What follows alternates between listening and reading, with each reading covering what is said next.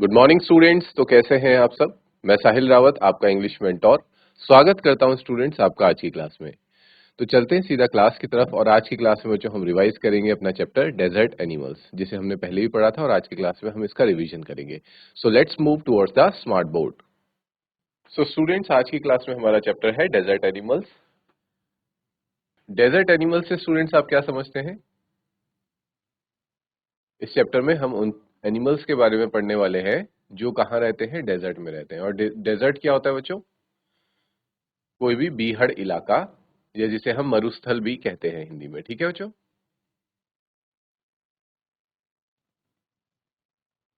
Chapter start करने से पहले देखिए, can you name some desert areas in India and the world. What who do you think lives in such areas. तो ये आपसे क्या क्वेश्चन पूछ रहे हैं सबसे पहले, कि आप कुछ डेजर्ट एरियाज का नाम बताइए इंडिया में and also in the world, यानी कि आपको भारत में भी बताना है और विश्व में भी कौन कौन से डेजर्ट एरियाज का नाम आपने सुना हुआ है। तो ये बच्चों आप लोगों के लिए एक होमवर्क है, इसे आप आपस में डिस्कस करेंगे, या फिर हो सकता है कि कुछ स्टूडेंट्स को पहले से ही यहाँ के नाम पता हो, तो वो क्या करेंगे, अपनी नोटबुक में इसे नोट डाउन करेंगे। ठीक है। और अगर इफ यू डोंट नो, तो आप क्या करेंगे बच्चों, आप इसके बारे में जानेंगे और ज्यादा इसके बारे में सर्च करेंगे कि कौन कौन से डेजर्ट एरियाज इंडिया में पाए जाते हैं और कौन से डेजर्ट एरियाज वर्ल्ड में पाए जाते हैं। और साथ ही साथ आप क्या कर सकते हैं, अपने नॉलेज को और इन्हांस करने के लिए, बढ़ाने के लिए आप ये देख सकते हैं कि डेजर्ट एरियाज कैसे डिफरेंट होते हैं नॉर्मल एरियाज से जहां पे लोग रहते हैं। ठीक है स्टूडेंट्स। और जैसे कि स्टूडेंट्स आप सभी को ये पता ही होगा कि डेजर्ट एरियाज में क्या होता है, कुछ भी ग्रीन वेजिटेशन वगैरह नहीं हो पाती, इसलिए तो उन्हें डेजर्ट कहते हैं, क्योंकि वहां पे कोई भी खेती बाड़ी का साधन नहीं होता है। वहां की जो मिट्टी है वो उपजाऊ नहीं होती है, बल्कि वहां कैसी मिट्टी पाई जाती है, नॉन फर्टाइल सॉइल, और ज्यादातर वहां पे सैंड पाई जाती है, रेत पाई जाती है। तो आप ये प्रश्न आपके दिमाग में आ सकता है कि ये रेत वहां पे आई कैसे होगी। ठीक है। तो ये सारी चीजें आप क्या कर सकते हैं बच्चों, इसके डेप्थ में जा सकते हैं। आपको हमेशा यही करना है, वेन एवर यू ट्राई और whenever you study a new topic, you should go to its depth. आपको उसकी गहराई में जाना है, सिर्फ और सिर्फ इतना नहीं कि डेजर्ट एनिमल्स देख लिया, चैप्टर पढ़ लिया और बात खत्म। आपको ये जानने की कोशिश करनी है कि और ज्यादा मैं क्या सीख सकता हूँ। ठीक है। डेजर्ट्स कैसे बने, क्या हमेशा से ही डेजर्ट्स थे इस पृथ्वी पर, या फिर समय के साथ साथ इन डेजर्ट्स का निर्माण हुआ। तो ये सारी चीजें आप क्या करेंगे, अपने फ्रेंड्स के साथ, अपने क्लासमेट्स के साथ, थोड़ा टीचर की मदद से, और आजकल तो बच्चों आपके पास इंटरनेट का भी साधन है, तो उसकी मदद से आप ये सब चीजें जानने की कोशिश करेंगे। ठीक है। Now let's start the chapter desert animals, जिसका फर्स्ट पैराग्राफ क्या कह रहा है, deserts are the driest places on earth and sometimes go for months or even years without rain. Deserts जो हैं वो पूरी पृथ्वी में सबसे ज्यादा कैसे स्थान है, सूखे स्थान है, ड्राइएस्ट, जहां पे कि बिल्कुल भी वर्षा नहीं होती है। कभी कभी तो महीनों महीनों तक यहाँ वर्षा नहीं होती है, और कभी पूरा साल भी बारिश नहीं होती है। ठीक है स्टूडेंट्स। और यही वो सबसे बड़ा फैक्टर है कि यहाँ पे आपको वेजिटेशन देखने के लिए नहीं मिलेगी, क्योंकि किसी भी वेजिटेशन को ग्रो होने के लिए क्या चाहिए बच्चों, water is the main source. ठीक है। For plants to take nutrients. और अगर बारिश नहीं होगी तो मिट्टी में न्यूट्रिएंट्स नहीं पहुंचेंगे, सॉइल के अंदर न्यूट्रिएंट्स नहीं आएंगे, और सॉइल में न्यूट्रिएंट्स नहीं आएंगे तो फिर पौधा कैसे ग्रो करेगा। ठीक है। तो ये आप समझ पा रहे होंगे कि आखिर क्या रीजन है डेजर्ट्स में वेजिटेशन ना होने का। देखो एक आंसर आपको यहां से मिल गया। इसलिए मैं कहता हूं कि हमेशा आपको क्या करना है, चैप्टर को बहुत ही ध्यान से, बारीकी से पढ़ना है। ठीक है। But even the desert animals can not survive without water or for long periods in the scorching sun. But बच्चों देखो, अगर यहाँ वेजिटेशन नहीं होती, लेकिन यहाँ पे एनिमल्स तो पाए जाते हैं। ठीक है। यहाँ पे एनिमल्स, जीव जंतु रहते हैं, लेकिन उन जीव जंतुओं को तो अपने सर्वाइवल के लिए, जीवित रहने के लिए क्या चाहिए, पानी की आवश्यकता है। और यहाँ पे बहुत लंबे समय तक बारिश नहीं होती है। और धूप कैसी होती है बच्चों, यहाँ पे बताया गया स्कॉचिंग सन, यानी कि बहुत ज्यादा गर्मी भी होती है। तो जितनी ज्यादा गर्मी, उतना क्या होगा, इवापोरेशन ज्यादा होगा। ठीक है। बॉडी से पानी का लॉस ज्यादा होगा, तो आपको ज्यादा पानी पीना पड़ेगा। ठीक है। आपने देखा होगा कि हमें सर्दियों में कम प्यास लगती है और गर्मियों में ज्यादा हमें प्यास लगती है, क्योंकि सर्दियों में बॉडी से उतना ज्यादा लॉस ऑफ वाटर नहीं होता है। बट बल्कि जब गर्मियों की बात करें तो स्वेटिंग बहुत ज्यादा होती है, और भी बहुत तरीकों से, अन्य तरीकों से जो हमारे शरीर का पानी है वो बाहर आ जाता है, ठीक है। वेपर्स की फॉर्म में, स्वेट्स की फॉर्म में बाहर निकलता है, और उसकी भरपाई के लिए हमें पानी पीना पड़ता है, ज्यादा से ज्यादा पानी पीना पड़ता है, ठीक है। तो वही सेम चीज अप्लाई होती है एनिमल्स के साथ भी, ताकि वो यहाँ की जो हार्श कंडीशन है, जो बहुत मुश्किल परिस्थितियां हैं, उनसे क्या कर सके, अपने आप को बचा सके। For example, gerbils spend the hottest part of the day in cool underground burrows. अब हम ये जानेंगे कि आखिर इन हार्श कंडीशन से यहाँ के एनिमल्स अपने आप को कैसे प्रोटेक्ट करते हैं। तो सबसे पहले हमारे पास हम पढ़ रहे हैं जर्बिल्स के बारे में। पहला एनिमल कौन है? जर्बिल्स। जर्बिल्स कैसे होते हैं? चूहे जैसे होते हैं दिखने में, और रोडेंट्स कहा जाता है इन्हें बच्चों, ठीक है, जो अपना खाना कुतर वगैरह कुतर के खाते हैं, जिनके दांत जो आगे के होते हैं बहुत स्ट्रांग होते हैं और उनकी मदद से अपना खाना खाते हैं, तो उन्हें हम क्या कहते हैं बच्चों? रोडेंट्स कहते हैं, ठीक है। माउस, रैबिट्स, ये सब रोडेंट्स की कैटेगरी में आते हैं। और यहाँ पे जो हमारा ये एनिमल है जर्बिल्स, ये भी रोडेंट्स की कैटेगरी में आता है। तो ये क्या क्या करता है? ये जो दिन का वक्त होता है, जब सूरज अपने पीक पे होता है, सूरज की गर्मी अपने एकदम पीक पे होती है, उस वक्त वो क्या करता है? बरोज बनाता है। बरोज, आई गेस बच्चों आप सभी वाकिफ होंगे, बरोज किसे कहते हैं? जो अंडरग्राउंड सुरंगें होती हैं, ठीक है बच्चों। अंडरग्राउंड सुरंगें बनाता है बहुत अंदर तक, जमीन के बहुत नीचे तक। और ये आप सभी जानते हैं, अगर आपने थोड़ा बहुत, अगर जिसका साइंस में इंटरेस्ट है, साइंस पढ़ी है, तो आपने देखा होगा कि जो ऊपरी सतह है जमीन की, वो ज्यादा गर्म होती है, और हम जितना ज्यादा पृथ्वी के अंदर जाएंगे तो क्या होता है? टेम्परेचर डिक्रीज करता है, ठीक। तो इसलिए ये बात सोचो बच्चों, जानवरों को भी पता है। और इतना मतलब ऐसा नहीं कि नेचर का नॉलेज सिर्फ और सिर्फ ह्यूमंस को है, जानवरों को भी नेचर का बहुत ज्यादा, कुदरत का बहुत ज्यादा ज्ञान है। बल्कि मैं ये कह सकता हूँ कि इंसान ने सबसे पहली बार जानवरों को देखकर ही ये सीखा कि अगर हम अंडरग्राउंड कैसे टनल्स बनाई जा सकती हैं, जो सब कुछ आजकल अंडरग्राउंड चल रहा है, ये इंस्पिरेशन इंसानों ने कहाँ से ली? ये सभी इंस्पायर हो रखे हैं बच्चों हम इन एनिमल्स से। तो हम देखते हैं कि जर्बिल्स क्या करते हैं, दिन के वक्त अपनी जमीन के नीचे बनाई गई गहरी सुरंगों में जाकर के छिप जाते हैं, ताकि वो वहां पे थोड़ी सी ठंडक मिल सके। And strange insects called darkling beetles are experts at catching drops of moisture on their legs, then lifting them into the air until the drops trickle down into their mouths. अब दूसरे इंसेक्ट के बारे में जान रहे हैं हम, जो दूसरा जो क्रिएचर है वो बल्कि एक इंसेक्ट है, ठीक है, इंसेक्ट की कैटेगरी में आता है। इससे पहले हमने रोडेंट देखा। ये क्या करता है बच्चों? इसका नाम है, सबसे पहले जान लीजिए, ये है डार्कलिंग बीटल्स। ये क्या करते हैं? ये हवा में, आपको पता है, नमी होती है, ठीक है, जिसे हम मॉइस्चर कहते हैं, कई बार हम ह्यूमिडिटी कहते हैं। तो हवा में जो मॉइस्चर है, जो नमी है, वो हर जगह प्रेजेंट होती है। बस डिफरेंस इतना रहता है कि कुछ जगहों पे वो ह्यूमिडिटी, वो मॉइस्चर ज्यादा होता है, और कुछ जगहों पे कम होता है। जहां पे बरसात ज्यादा होती है, हैवी रेनफॉल होता है, वहां पे ये मॉइस्चर आपको ज्यादा देखने को मिलता है। और जहां पे रेनफॉल नहीं होता है, जैसे कि डेजर्ट्स वाले एरियाज, वहां पे ह्यूमिडिटी, मॉइस्चर थोड़ा कम होता है। बट ऐसा नहीं कि बिल्कुल भी नहीं होता है, होता है। और जो ये बीटल्स हैं, इनके पास कुछ ऐसी खासियत है कि ये अपने लेग्स में, इनके लेग्स में क्या होता है बच्चों, जो इनके लेग्स का सरफेस है, वो इस मॉइस्चर को हवा से क्या कर लेता है? कैच कर लेता है, ठीक है, अपने पास पकड़ लेता है। और फिर ये उसको क्या करेंगे बच्चों? उस जिस लेग में ये मॉइस्चर को कैच करते हैं, उस लेग को ये क्या ले जाते हैं बच्चों? हवा में ऊपर ले जाते हैं, ठीक है। हवा में ऊपर ले जाने से क्या होता है आपको पता है? आपने साइंस में पढ़ा होगा, कंडेंसेशन। मॉइस्चर कन्वर्ट हो जाता है वाटर ड्रॉपलेट्स में। जैसे ही थोड़ा सा टेम्परेचर क्या होगा? डाउन होगा, तो जो गैसेस है वो किस में कन्वर्ट हो जाएंगी? लिक्विड में कन्वर्ट हो जाएंगी। वेरी गुड स्टूडेंट्स, ठीक है।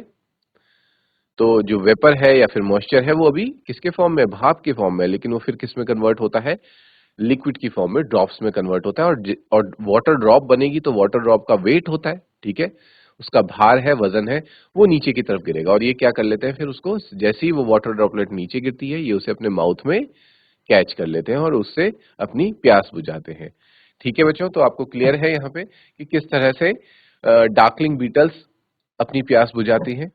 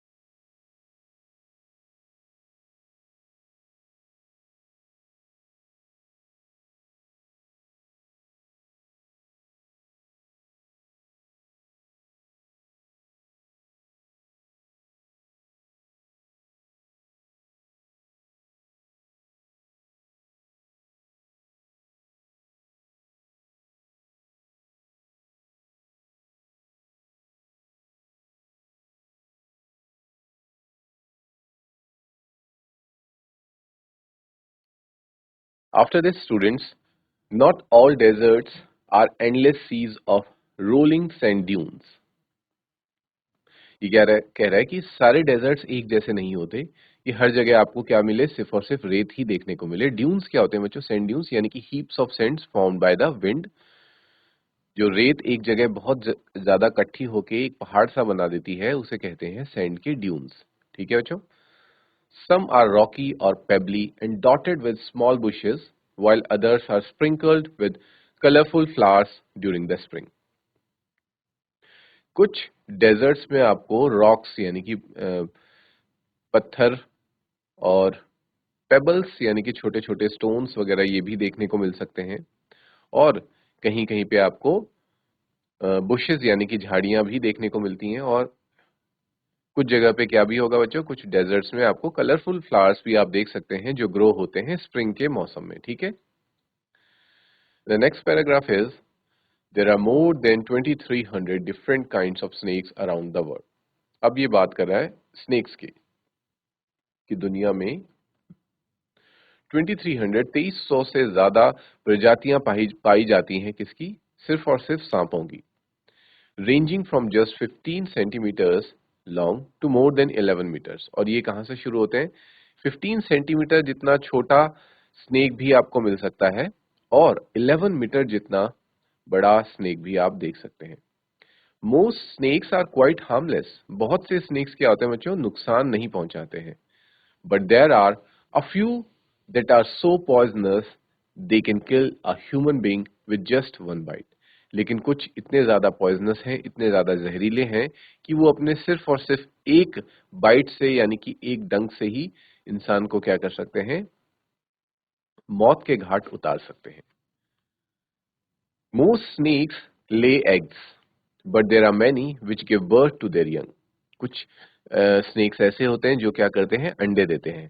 लेकिन कुछ स्नेक्स अपने, जैसे इंसान अपने बच्चे पैदा करता है उसी तरह से वो भी पैदा करते हैं। ठीक है? तो कुछ स्नेक्स के थ्रू और कुछ यंग वंस के थ्रू, वो अलग अलग स्पीशीज का अलग अलग प्रोसेस है। In the dry rocky deserts of America lives a rather evil looking snake with a very bad reputation. अब हमें बताया जा रहा है कि अमेरिका में इसी तरह का एक बहुत ही खतरनाक, जिसे हमने इविल लुकिंग भी कहा गया कि यानी कि दिखने में भी बहुत खतरनाक है। ठीक है? स्नेक पाया जाता है जिसकी क्या है? बहुत ज्यादा रेपुटेशन भी खराब है। रेपुटेशन खराब है यानी कि लोगों के बीच इसका क्या है? बहुत ज्यादा डर है। It's frightening rattle can be heard as far as 30 metres away and it can strike with lightning speed. इसकी जो रेटल है, ये जो आवाज निकालता है बच्चों, ये करीबन 30 मीटर दूर तक भी सुनाई दे जाती है, और ये जब स्ट्राइक करता है, हमला करता है, तो बिल्कुल बिजली की रफ्तार के साथ करता है with a lightning speed. But the rattlesnakes और रेटलर, अब ये कौन सा स्नेक है बच्चों जो अमेरिका में पाया जाता है? ये है रेटल स्नेक। ठीक है? इसे रेटलर भी कहते हैं। रेटल स्नेक इसलिए कहा गया क्योंकि जो ये साउंड निकालता है, उस साउंड को हम रेटल साउंड कहते हैं। ठीक? As it is sometimes called, prefers to avoid people if it possibly can. लेकिन जो ये रेटल स्नेक है बच्चों, ये ऐसा नहीं है कि लोगों के बीच में जा करके उन्हें नुकसान पहुंचाता है या फिर इसकी लोगों से दुश्मनी है और ये उनके बीच में जाता है और उन्हें बाइट करता है, ऐसा नहीं है। ये खुद भी अपने आप में क्या चाहता है कि ये लोगों से बहुत दूर रहे, ठीक है? ये अवॉइड करता है लोगों को और इसीलिए ये इस तरह की साउंड भी निकालता है, रेटल साउंड, ताकि अगर कोई आसपास है तो उसकी साउंड सुन के उसके और नजदीक ना आए। इसका जो एक बाउंड्री है, इसने एक बाउंड्री क्रिएट करी रहती है। ये नहीं चाहता कि कोई भी उस बाउंड्री को क्या करे, क्रॉस करे और इसके पास आए, ठीक है? बट इसकी वार्निंग को इग्नोर करके भी अगर कोई इसके घेरे में आ जाएगा, इसके सर्कल में आ जाएगा, तो फिर ये उसे छोड़ता भी नहीं है। It holds its tails upright and rattles the end whenever it is disturbed in the hope that the intruder will go away. ये जो साउंड है बच्चों, ये रेटल साउंड की जो हम बात कर रहे हैं, ये कहाँ से प्रोड्यूस करता है? ये अपनी टेल से। आप देख पा रहे हैं इसके टेल के एंड में क्या है? इस टेल के एंड को ये हमेशा खड़ा रखता है। कब खड़ा रखता है? जब ये सामने अपने इंट्रूडर, घुसपैठिए को, जो कि इसके घेरे में आ गया है, इसके एरिया में आ चुका है, उसको ये सिग्नल देना चाहता है कि मेरे एरिया से बाहर चले जाओ, ठीक है? तब ये अपनी ये जो टेल है उससे क्या करता है बच्चों? रेटल साउंड क्रिएट करता है। However, if its warnings are ignored and it feels threatened, it will coil ready to bite. लेकिन अगर इसकी वार्निंग को कोई इग्नोर करता है, फिर चाहे वो ह्यूमन है या फिर कोई और अदर एनिमल है, तो ये क्या करेगा? ये काटने के लिए बिल्कुल तैयार रहता है। But the rattler itself cannot hear the noise its own tail makes. लेकिन यहाँ पे बहुत ही दिलचस्पी की बात ये है बच्चों कि इसको खुद भी जो आवाज ये इसकी टेल से प्रोड्यूस हो रही है, ये खुद भी उस आवाज को सुन नहीं सकता है। Like most snakes, it hears things through vibrations in the ground. इसे क्या लगता है बच्चों, ये कैसे सुनता है?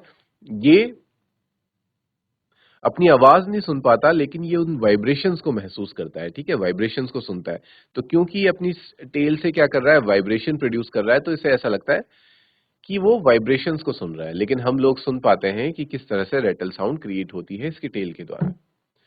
If a person walks nearby the snake can feel the movement. और अगर कोई भी व्यक्ति, आप कहेंगे कि अगर स्नेक किसी की आवाज नहीं सुन सकता, तो फिर ये कैसे अंदाजा लगाता है कि कोई आसपास है? तो ये अंदाजा लगा लेता है बच्चों मूवमेंट से। मूवमेंट की वजह से क्या होती है? जमीन पे जो वाइब्रेशन होती है उसको ये बहुत ही जल्दी डिटेक्ट कर लेता है। ये सेंसेस हैं इसके पास, ठीक है, कि ये वाइब्रेशंस महसूस कर लेता है। But if the same person were to shout, it would not hear a thing. लेकिन देखो कितनी हैरानी की बात है कि अगर आप बहुत दूर हैं इससे और चल रहे हैं, तो ये सिर्फ आपके कदमों की आहट को ही क्या कर लेगा? महसूस कर लेगा। लेकिन अगर आप इसके बिल्कुल पास खड़े हैं, आप कोई मूवमेंट नहीं कर रहे हैं और तेज तेज चिल्ला रहे हैं, इसे कुछ भी सुनाई नहीं देगा, क्योंकि ये सुन नहीं सकता। ये सिर्फ और सिर्फ क्या डिटेक्ट करता है? वाइब्रेशंस को डिटेक्ट करता है।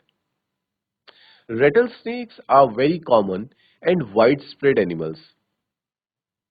रेटल स्नेक्स बहुत ही कॉमन है, ऐसा नहीं कि बहुत ही ज्यादा एंडेंजर्ड स्पीशीज है या फिर रेयर स्पीशीज है जो कि देखने को नहीं मिलेगी।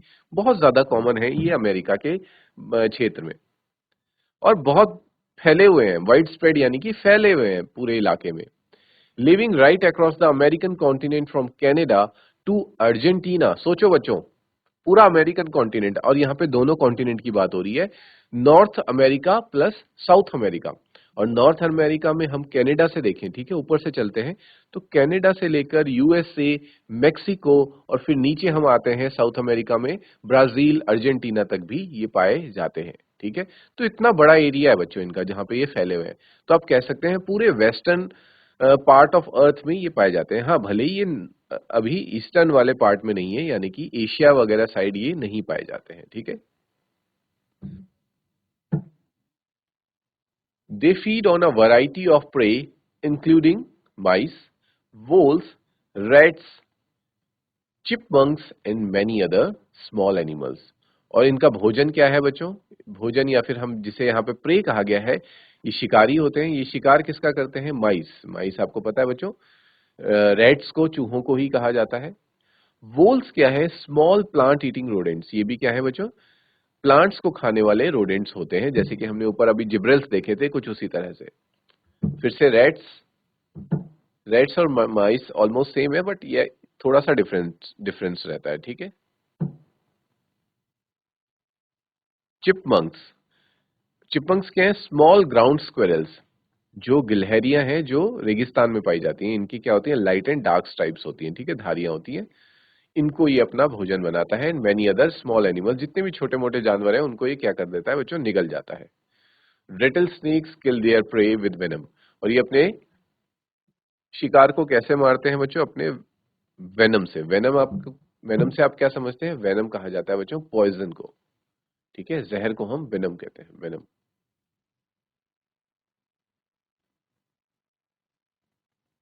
Like all snakes they swallow the unfortunate animals whole.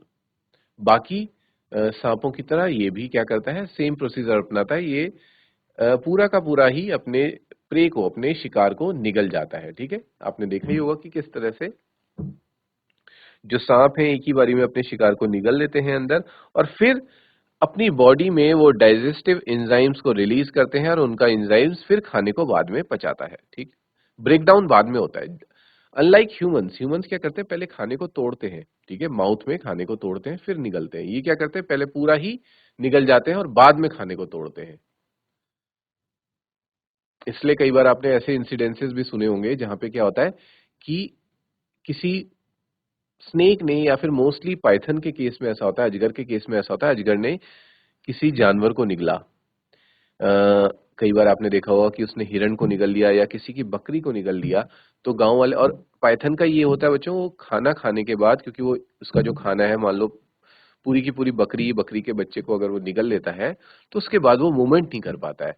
उसे कम से कम बॉडी को एकदम रेस्ट पे रखना पड़ता है कई घंटों के लिए, तब जाके उसका जो खाना उसने खाया है बच्चों वो डाइजेस्ट हो पाता है, ठीक है। तो उसको डाइजेस्ट होने में बहुत टाइम लगता है, और उस दौरान अगर उसने एक बार खाना खा लिया फिर वो इनएक्टिव हो जाता है, ठीक है। फिर वो कुछ मूवमेंट नहीं करता है। फिर चाहे आप आके उसको मार भी दो तो वो कुछ करने के लिए समर्थ नहीं होता है उस वक्त। तो आपने ऐसे केसेस सुने होंगे, इंसिडेंसेस देखे होंगे कि एक अजगर ने गांव वालों की बकरी खा ली, तो फिर गांव वाले वहां जाते हैं और अजगर को मारते हैं, मतलब अजगर का पेट फाड़ के उस बकरी को जिंदा बाहर निकाल लेते हैं। तो ये इस वजह से ही हुआ है क्योंकि उसने क्या किया, हाँ, अजगर के पास कई पाइथन्स ऐसे हैं जिनके पास वेनम नहीं है, वो जहर से उसको मारते नहीं है, सीधा निगल लेते हैं अंदर, ठीक है। पहले जकड़ते हैं फिर निगलते हैं। और इस बीच कई एनिमल्स ऐसे हैं जो सरवाइव कर जाते हैं, जो मरे नहीं होते हैं। अगर उनको टाइम से बाहर निकाल लिया जाए तो वो बच जाते हैं, ठीक है। तो ऐसे भी इंसिडेंसेस आपने सुने होंगे। तो ये बच्चों क्या था, हमने स्नेक्स के बारे में पढ़ा अभी तक, ठीक है। आई होप आपको स्नेक्स से रिगार्डिंग काफी सारी चीजें, नई चीजें सीखने को मिली होंगी, जानने को मिली होंगी। और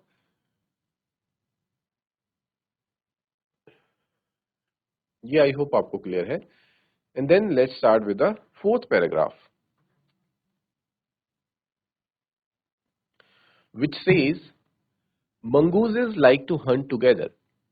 अब बात हो रही है किसकी? मंगूजेस की, ठीक है। बिल्कुल, जो स्नेक्स के एकदम जानी दुश्मन है, एकदम एनिमीज हैं, उनकी बात हो रही है। मंगूज, जिन्हें हम मंगूज, जिन्हें हम नेवले भी कहते हैं हिंदी में। मंगूज क्या होते हैं? जैसे कि स्नेक्स अकेले रहना पसंद करते हैं, मंगूज झुंड में शिकार करते हैं, Hunt together, but they always keep a look out for dangerous predators near by. लेकिन साथ ही साथ वो अपने प्रीडेटर्स, यानी कि जिनसे उन्हें खतरा है, उन पे भी पूरी नजर रखते हैं। Poking their noses into holes, overturning rocks with their paws, and scratching the ground with their sharp claws, banded mongooses are very amusing animals to watch। अब जो बैंडेड मंगूजेस के बारे में बताया जा रहा है, इनकी कुछ हरकतें हमें बताई जा रही है कि ये क्या करते हैं। जहां कभी कहीं भी इनको होल्स वगैरह दिखते हैं वहां पे अपनी नाक को घुसेड़ते हैं। रॉक्स जो रखे रहते हैं उनको ओवरटर्न करते रहते हैं अपने पंजों से, पॉज यानी कि पंजे। ग्राउंड को स्क्रैच करते हैं अपने क्लॉज, यानी कि बच्चों जो इनके नाखून हैं उनसे ग्राउंड को स्क्रैच करते हैं, अपने नाखूनों को और शार्प करते हैं। और इस तरह से हमें मंगूजेस की एक्टिविटीज को देखने में बहुत ही ज्यादा क्या होता है, अम्यूजमेंट फील होती है, हैरानी भी होती है और साथ ही साथ मजा भी आता है। A common sight in many parts of Africa, they travel in groups of about 20 to 4 as for beetles, millipedes and other small creatures. आपको ऐसा अफ्रीका के बहुत से एरिया में ऐसा देखने को मिलेगा जहां पे आप क्या देखेंगे, एक बहुत ही बड़ा ग्रुप मंगूज का चलता हुआ देखेंगे। और ये क्या करते हैं बच्चों, एक साथ ट्रेवल करते हैं और जैसे बीटल्स हो गई, मिलीपीड्स हो गई, ये जो स्मॉल छोटे छोटे क्रिएचर्स हैं इनको अपना शिकार बनाते हैं, इनको अपना खाना बनाते हैं। ठीक है, तो इस तरह से आप देख सकते हैं बच्चों, ये है मंगूज। और ये कौन से मंगूज की बात हो रही है बच्चों? This is banded mongoose.